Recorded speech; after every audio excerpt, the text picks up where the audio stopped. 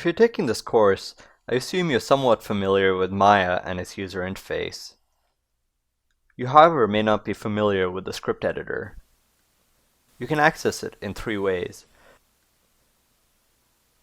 You can go to Windows, General Editors, Script Editor, which will open it in a separate window. You can do the same by clicking on the shortcut button here. Additionally, if you have multiple viewports, you can convert one of them to the script editor by going to Panels, Panel, Script Editor, which will change that viewport to a script editor. The script editor is broken down into two parts.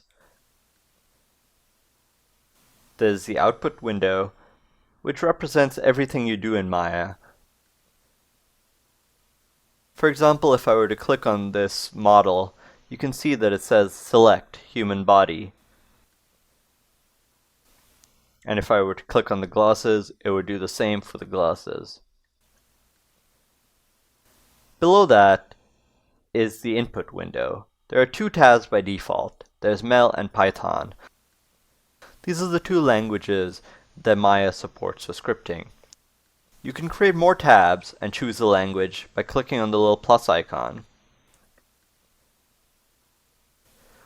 Additionally, you can also input code down here in the input line and choose the language by clicking on the word Mel or Python.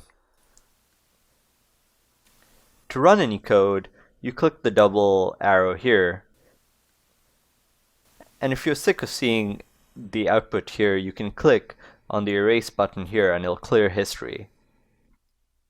In the next video, I'll go over how to create your first very simple Python program inside Maya.